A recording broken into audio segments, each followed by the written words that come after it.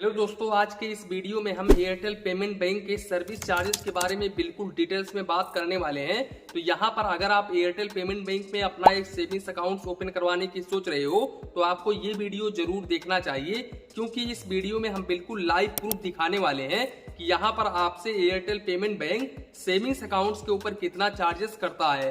तो video start करते हैं। दोस्तों यहाँ पर आप स्क्रीन पर देख पा रहे होंगे, यहाँ पर मैंने एयरटेल पेमेंट बैंक का वेबसाइट ओपन कर लिया है।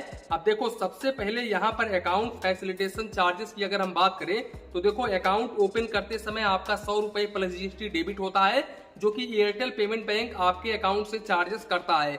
लेकिन ये चार्जेस आपको हर एक अकाउंट के ऊपर देना नहीं पड़ता है। अभी हम आगे इसके बारे में बात करने वाले हैं।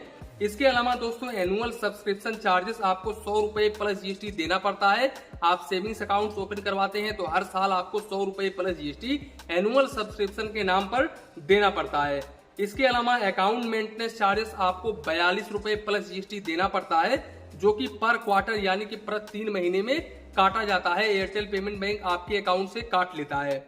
इसके साथ साथ दोस्तों, अकाउंट ऑपरेशन चार्जेस 15 रुपए प्लस जीएसटी काटा जाता है पर क्वार्टर यानी कि प्रति 3 महीने में।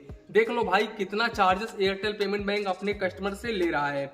इसके अलावा दोस्तों, अगर हम एसएमएस अलर्ट को लेकर के बात करें तो देखो, यहाँ पर 30 पैसे पर एसएमएस चार्जेस काटा जाता है प्लस जीएसटी। इसके अलावा दोस्तों, अगर हम यहाँ पर cash deposit, load cash, internet mobile banking की बात करें, जैसे कि अगर आप कैश लोड करते हो अपने अकाउंट में तो यहाँ पर ये बिल्कुल फ्री ऑफ कॉस्ट है। यहाँ पर आपको कोई भी चार्जेस नहीं देना पड़ता है। इसके अलावा cash deposit, load cash banking की अगर हम बात करें तो यहाँ पर 0 से 25,000 रुपए तक बिल्कुल फ्री ऑफ कॉस्ट है। यानी कि अगर आप बैंकिंग पॉइंट के जरिए कैश डिपॉजिट करते हो तो यहाँ पर 25,000 रुपए तक तो आप बिल्कुल फ्री ऑफ कॉस्ट में कर सकते हो। लेकिन अगर आप 25,000 रुपए से लेकर के 50,000 रुपए तक का डिपॉजिट करते हो तो आपका जितना भी अमाउंट होता है उस पर 0.5% यानी कि उस अमाउंट का 0.5% चार्जेस करता है एयरटेल पेमेंट बैंक। वहीं पर अगर आपका अमाउंट 50,000 रुपए से अधिक होता है तो 0.75% यानी कि 75% आपसे चार्जेस करता है एयरटेल पेमेंट बैंक डिपॉजिट के नाम पर, जो भी आप डिपॉजिट करते हैं इस बैंक में उस पर।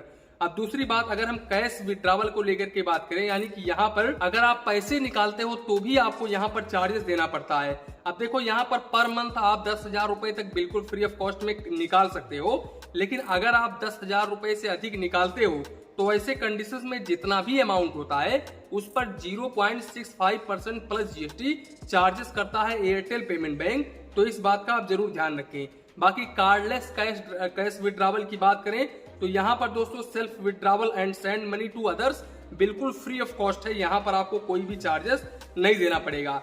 बाकी कैश विड्रॉवल वाइज यहाँ पर एईपीएस की बात करें, अगर आप एईपीएस के जरिए कैश विड्रॉवल करते हैं तो यहाँ पर आप कितना कर सकते हैं तो देखो, 2 ट्रांजेक्शंस पर डे आप कर सकते हैं और मैक्सिमम 10 ट्रांजेक्शंस पर मंथ कर सकते हैं। यानी कि 10 बार आप एईपीएस के जरिए पैसे निकाल सकते हैं। जो बैंकिंग के पॉइंट पर आपने देखा होगा कि काफी सारे बीसी पॉइंट होते हैं जहां पर आप आधार कार्ड के माध्यम से अपना पैसा निकालते हैं अंगूठा लगा करके। तो यहाँ पर आप 10 ट्रांजेक्शंस इस तरीके से निकाल सकते हैं पर मंथ। लेकिन दोस्तों, यहाँ पर मैं आप लोगों को बता दूं, ज्यादा से ज्यादा आप 50,000 रुपए ही पर मंथ निकाल सकते हो, लेकिन पर ट्रांजेक्शन 10,000 रुपए से अधिक नहीं होना चाहिए। इसके अलावा दोस्तों, payment of IRCTC train booking, अगर आप आईआरसीटीसी पर ट्रेन टिकट बुकिंग करते हैं तो यहाँ पर दोस्तों आपको बता दूं, जितना भी टिकट का फायर होता है उस फायर के अमाउंट के ऊपर 1.8% आपसे चार्जेस करता है एयरटेल पेमेंट बैंक। अब इनका कौन सा कॉन्सेप्ट है ये मुझे भी समझ में नहीं आ रहा है। इतना चार्जेस एयरटेल पेमेंट बैंक को कस्टमर से नहीं करना चाहिए, ये काफी हाई चार्जेस है। इसके अलावा दोस्तों, मोबाइल बैंकिंग, इंटरनेट बैंकिंग बिल्कुल फ्री ऑफ कॉस्ट है। इसके साथ साथ दोस्तों, यहाँ पर आईएमपीएस एनईएफटी बिल्कुल फ्री ऑफ कॉस्ट है। यानी कि आईएमपीएस एनईएफटी आप इनके मोबाइल बैंकिंग के जरिए कर सकते हो बिल्कुल फ्री ऑफ कॉस्ट में, इंटरनेट बैंकिंग के जरिए। इसके अलावा दोस्तों, यहाँ पर मैं आप लोगों को बता दूं, ये जो सब्सक्रिप्शन चार्जेस है ये सभी सेविंग्स अकाउंट्स के ऊपर लागू नहीं होता है। जैसे कि अगर आपके सेविंग्स अकाउंट्स के ऊपर डीबीटी लिंक है लास्ट 12 महीने से तो यहाँ पर आपको कोई भी सब्सक्रिप्शन फीस नहीं देना पड़ेगा। इसके अलावा अगर आपने अटल पेंशन योजना का प्रीमियम ले रखा है तो भी आपको यहाँ पर सब्सक्रिप्शन फीस नहीं देना पड़ेगा। इसके अलावा दोस्तों, रिवार्ड 123, इसके अलावा reward mini, reward 123 plus, basic savings bank deposit account, dormant account holders यहाँ पर ये जितने भी अकाउंट्स है यहाँ पर आपको सब्सक्रिप्शन फीस बिल्कुल भी नहीं देना पड़ेगा।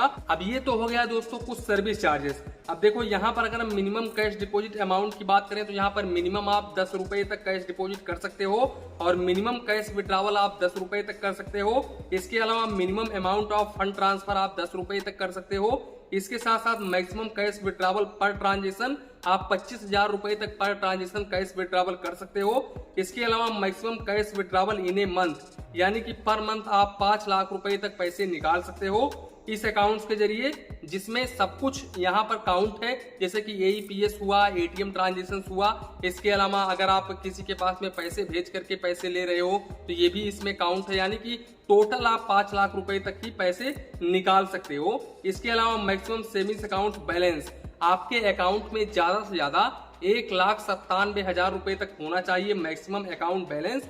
इसके अलावा दोस्तों maximum amount can be added using same debit card per transaction, यानी कि 2 लाख रुपए तक आप पर डे यहाँ पर लोड कर सकते हो अपने अकाउंट में डेबिट कार्ड के थ्रू।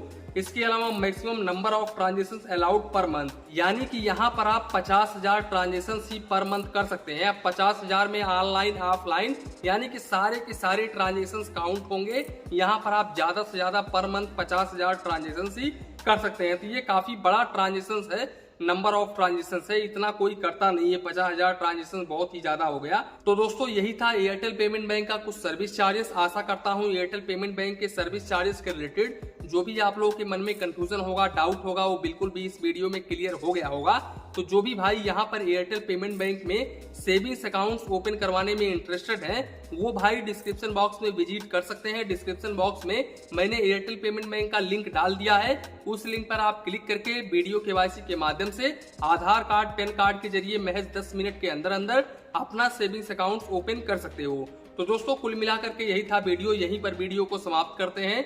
वीडियो पसंद आया हो तो प्लीज वीडियो को एक लाइक करिए और अपने चैनल फाइनेंस बैंक को सब्सक्राइब करिए। मन में कुछ डाउट हो, कंफ्यूजन हो तो प्लीज कमेंट करिए। धन्यवाद, मिलते हैं नेक्स्ट वीडियो में।